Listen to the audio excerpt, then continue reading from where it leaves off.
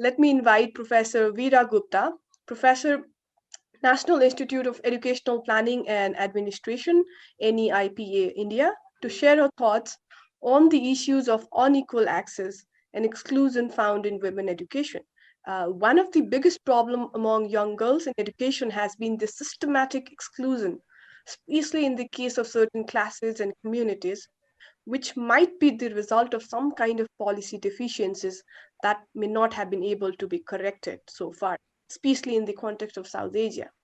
So, given this backdrop, I would like Professor Gupta to share her remarks. Over to you, Professor Gupta. It is my privilege to be with the dignitaries on the Honorable Vice Chancellor Professor Nazma the panel.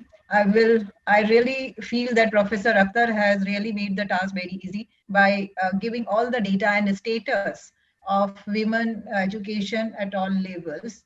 Now, in my talk, I will try to focus on those policy issues or policy descriptions intent achieved. Okay, so institution, and also we had Sarv Shiksha Abhiyan in 2001. That means 20 years have gone where we wanted every child to get enrolled in our system.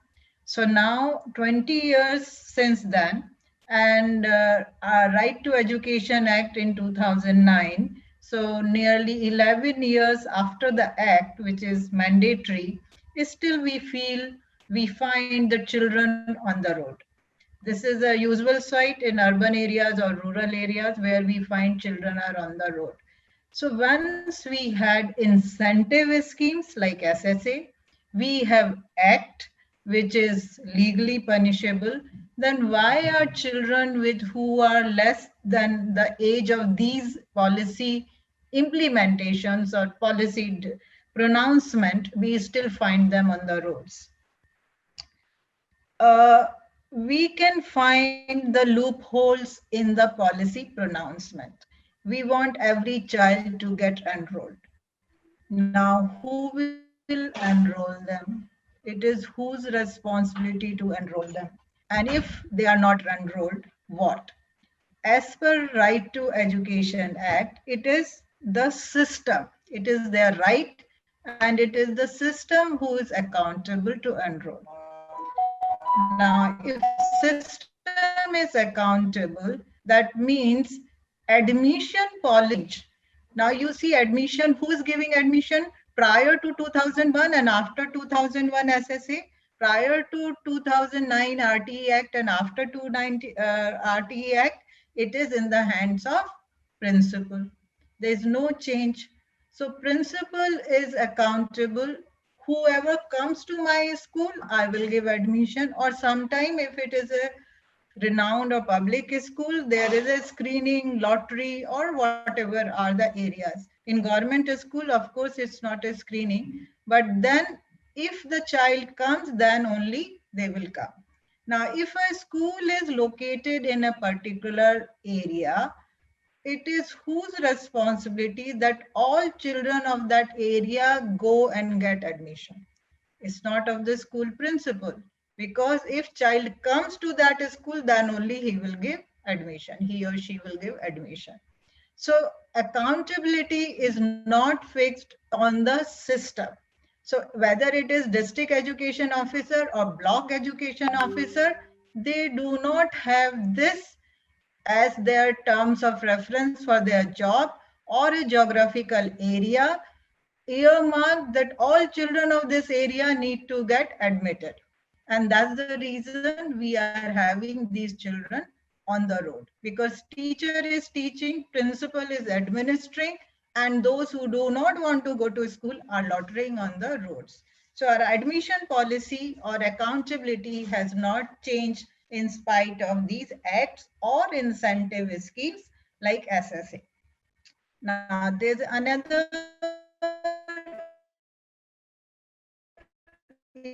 issue of policy,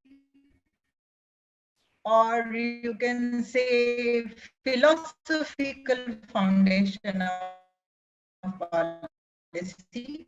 So So far in our country, we had been following equality as a duty. Equality means be it education, be it teaching, be it textbooks or whatever. Now, there's another new paradigm which is equity in the terms of for marginalized section, be it girls or be it SC, ST or any regional minorities or disability. Now, this equity and equality cannot be implemented until unless we have budget earmarked for that. In education, in discourses, you must be hearing that 4%, 6% GDP should be spent on education. But what percentage on equality issues and what percentage on equity issues? For example, how many colleges will be established? It is an equality issue. But in order to give a scholarship for girls to come in the school or to provide hostel for girls is an equity issue so that they come at par. So what budget allocation has to be for equity issue and how much budget allocation has to be for equality issue is not defined. And if we see all our how many children are marginalized, and in order to bring them at par, how much resources are required to bring them at par. So equity and equality issue is still not really addressed in any policy. That in we have for education 2-3 ministries, Ministry of Education, Women, Child and Disability, and these ministries. So this is, if one ministry is making a policy, they don't really see what other ministries are doing. And then there's another policy gap, like a regulatory body, executive body, or judiciary body. If they are making policies, they are also not at sync. For example, for disability, if health assistance is to be given in a school, maybe it is not there at the executive orders, but it is there in the regulatory policy. So if regulatory policy is saying something, that does not get translated into executive policies. Generally, all institutional. Last, even country is multilingual, and beneficiaries, all beneficiary parents and students are not really English or Hindi, even Hindi conversant. So many a time we find circulars which come from Ministry of Education, they are just comprehended by the functionary at the grassroots level. Thank you very much.